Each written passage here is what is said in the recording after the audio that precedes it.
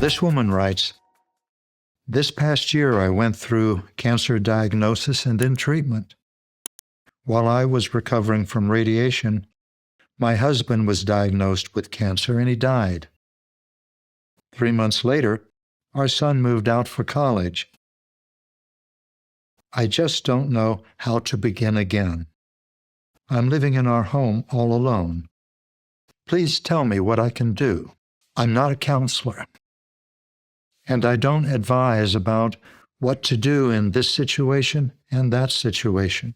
But I have some thoughts that may be helpful to you. The emotional experiences that we have, most of us feel are caused by things that happen in the world around us. In this case, your diagnosis with cancer, then your treatment, then your husband dying of cancer, and then your son moving out of the house, and now you're alone in the house. And all of that seems to be the cause of the pain, the emotional pain that you're experiencing. But I want to suggest to you that it's not.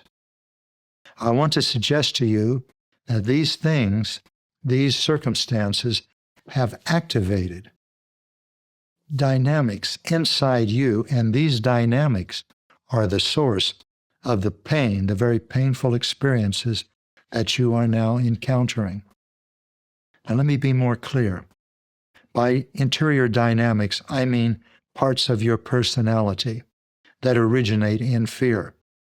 These are parts of your personality that are always so very painful.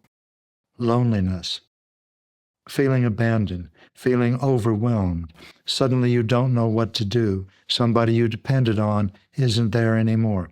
These are all experiences of fear. The reason I'm telling you this is because you have many parts of your personality. Some of them originate in fear, like the ones we've been talking about, and many others like anger, resentment, judgment, vengeance, obsessions, compulsions, addictions. All of those are different forms of fear. And in addition to all of the frightened parts of your personality, you have parts that are loving, parts that care for others, parts that are patient, parts that are grateful, parts that are appreciative, parts that are in awe of the universe.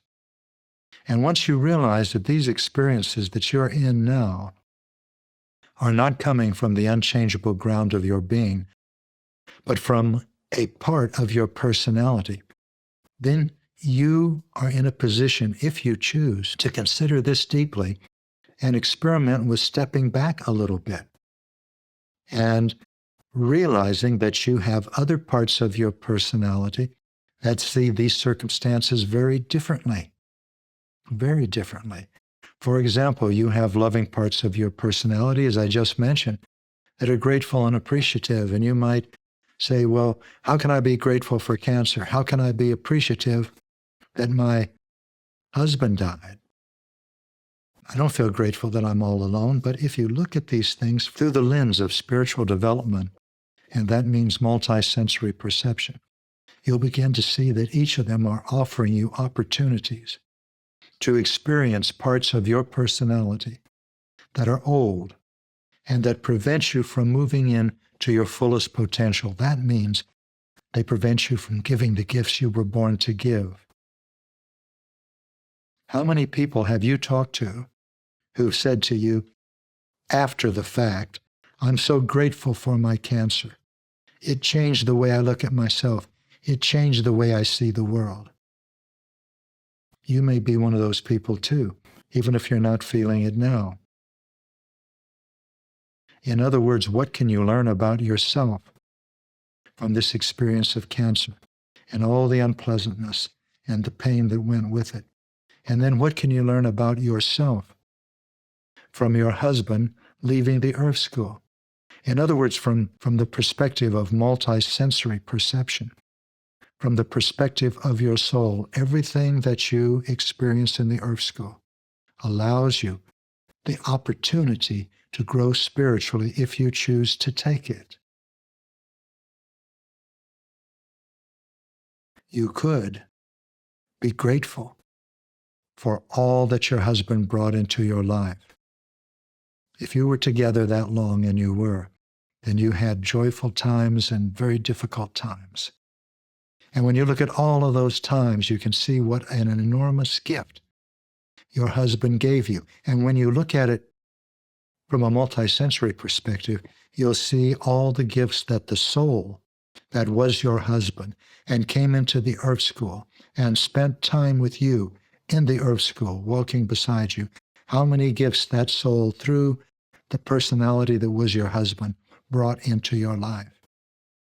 Just as you can see those things in your cancer. Your son moving out of the house and into the world is a remarkable experience. We don't have rituals for it here in the West, but it is an entry into adulthood. And you can be holding him in all the joy that this time brings. The seasons of your life are moving. They've always been moving. Your husband entered the fall and then the winter of his life. And then he left the earth school. His soul left the earth school at a time of its choosing. That's something to celebrate. My Sioux uncle, my adopted Sioux uncle, told me about a Lakota tradition when somebody dies. There's a lot to it. They call it going to the other side camp. And first of all, everyone gets together and they have kerners. These are the people that wail. They really belt it out. They just, they express their grief in the most painful ways. You can't be around them without feeling the loss and pain yourself. And so all the kerners come and everyone's crying and they're weeping and they're so sorry for the departure of the one who's died. And then when they just can't cry anymore and their noses are running with mucus and they've blown them and they just don't know what to do, then they'll start to think about things that they did with the deceased that made them happy. For example, they might say, well, I remember the time I was with Winfred and he was showing off and he fell off his horse. You remember that? And he just missed a cactus. And everybody will laugh and say, yeah. And they say, and then there was the time they had the giveaway, but he wouldn't give away his blanket. That's what somebody else will think of. And somebody else will say, whatever it is they remember about the deceased that gave them pleasure and still does. And as they begin to share that, then eventually they're all laughing about these things and they're really enjoying themselves. Well, that is called the wiping away the tears ceremony. And you can do that too. Then there's a story that goes along with this. When someone's deceased and they're going to the other side camp, they look at it, and the deceased is walking up a ridge into the sunset. And everybody is crying and they're saying, he's going, he's going. And then he reaches the top of the ridge and he turns around and the sun's to his back and he waves one last time and he turns around again and he disappears over the ridge. Now everybody is crying, he's gone, he's gone. But on the other side of the ridge, a great cry, a great cheer rises up. He's coming, he's coming.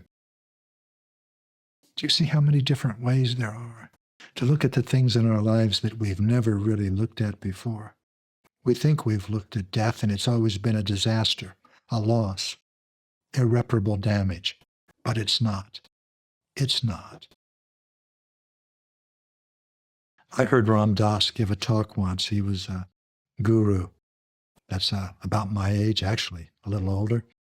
And he told me he was speaking with a channeled entity because he talks about things like this. And he asked the entity, he said, tell me about death. And the entity says, it's entirely safe. Now, there's something about that is true. And if you go deep inside, not on the surface where everyone has to wail in grief and be in sorrow for years, where you realize that a life lived is a momentous event, a huge event, and the passing on of the personality of that soul leaves a space that enables us to see how big that presence was. Don't just lament it. You can celebrate it and really look at the gifts that you were given. So these are some of the things I would suggest that you consider.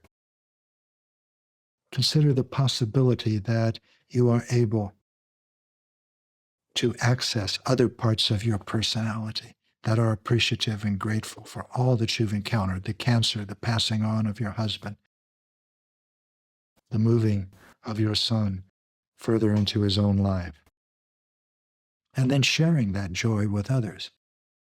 Right now, you're probably attracting to you, in fact, I would say you probably are, people who want to say, oh, I'm so sorry.